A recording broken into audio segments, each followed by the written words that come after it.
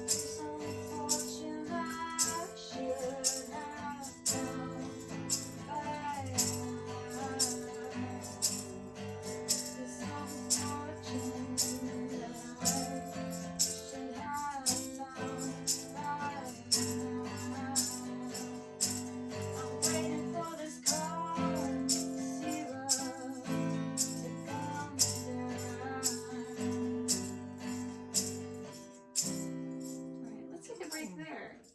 So, any of the lyrics stick out to you so far? A wet world aches for a beat of a drum. Oh. It's an interesting one. Huh? Yeah. What do you think that means? I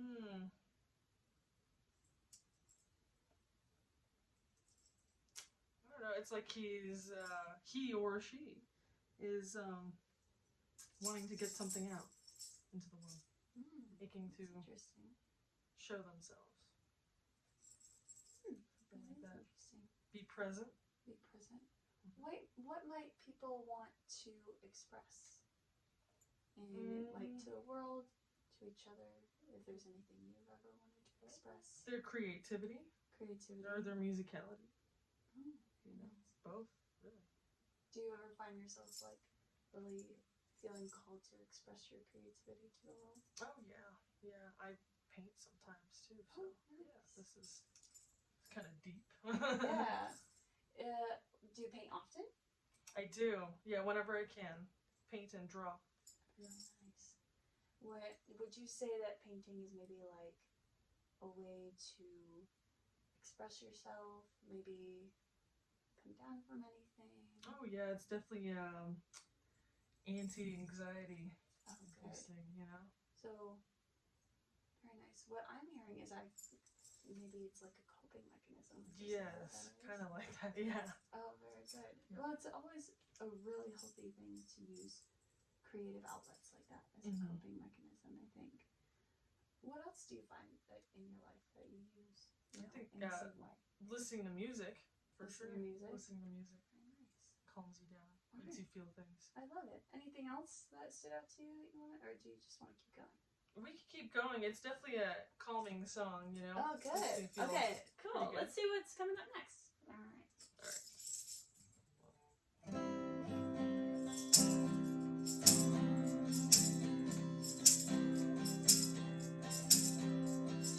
Life's too short to even care about.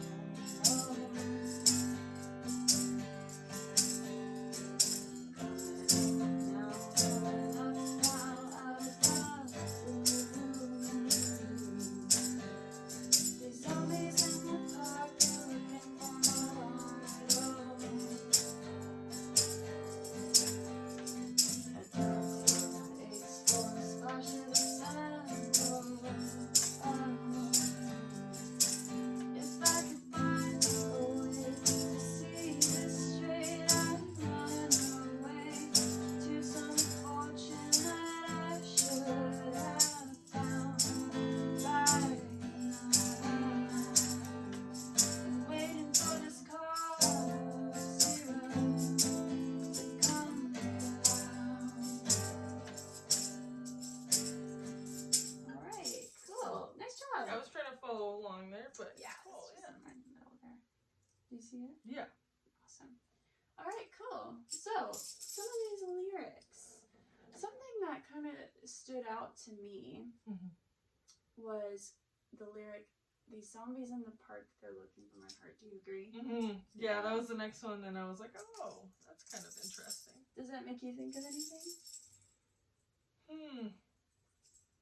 I guess,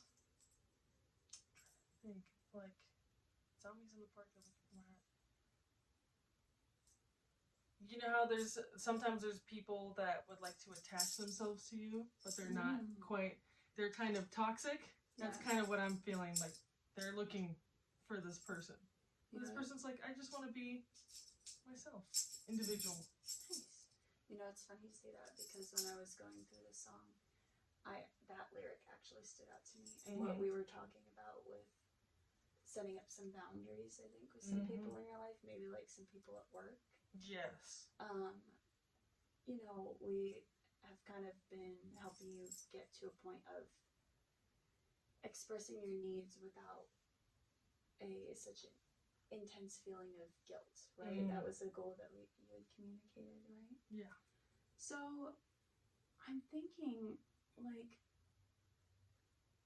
is it helpful to maybe remind yourself when you're in the thick of, like, maybe an uncomfortable conversation or uncomfortable meeting or something, when people who are asking a lot of us are, you know, asking reasonable things, and maybe when they're asking not as reasonable things, and that kind of stood out to me as like the zombies and everything.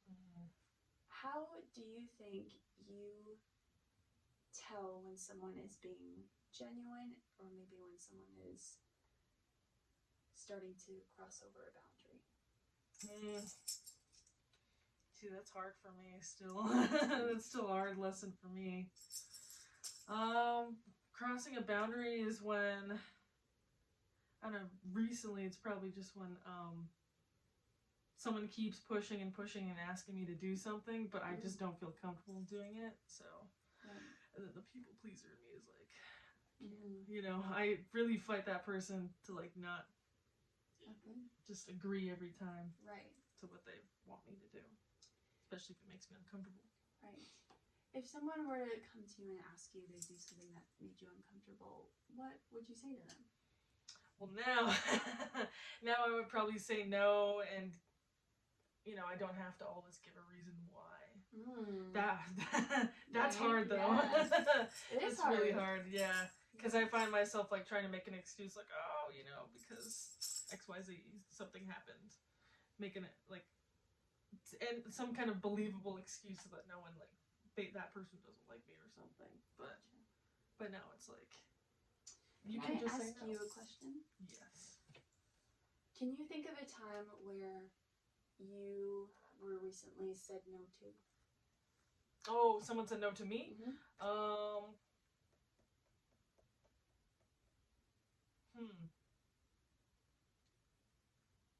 Oh, probably if I was thinking, probably at work, I was calling someone and I really needed like to talk to them, and they said no, but just for now, like they'd get back to me. Okay. So that's kind of that's like the most recent, I think. When this happened and they said no to you, or they said, "Oh, we'll circle back," is what you said, right? Did it make you have any permanent negative feelings towards that person, or just automatically not like that person? Oh no, not like that person. No, not really. But definitely, like sometimes I think in the beginning I'm like, oh well, maybe I did something for a second. Okay, so then you think maybe more about yourself than the other person. Yeah, definitely. Do you think that could be true in other people? Oh, for sure. I know I'm not the only one. Right, yeah. For sure. So it's, I think, something to keep in mind too when we're like dealing with other people and having to put up a boundary or say no. It's like, maybe that they're just like me in this regard and that. Yeah. Because most people tend to do that. We tend to look at ourselves. Oh, yeah. And criticize ourselves more than the other person.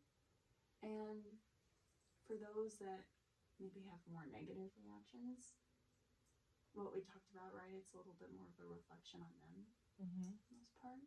Yeah. And I think the word zombies is really, interesting here. Why do you think they use the word zombies? Well, I'm thinking zombies are like, they were people, or they are still people, like technically, like physically, but they're people that are kind of possessive, and they want something, rather than would like to share something with you, or like they're looking for my heart, so they want to like take that. Yeah, I noticed that too. If we think about heart maybe in a literal sense, like these zombies or dead people walking around, and and they're kind of heartless themselves in a way, They kind of see like this bright thing in this other person that they really want to take, and so maybe they take the wrong approach by attacking them or something. Literally like taking. Yeah. So maybe we could. It's kind of like taking someone's light away.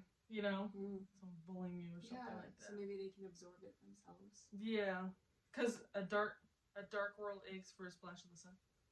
I was like, it's kind of like too connected to that line, because I don't know, the zombies are the dark world, and then they want to take that little splash of the sun. So it also reminds me of what we talked about with, we can give a lot of grace to people and recognize, maybe they're lacking something that they see in me, and that's why maybe they're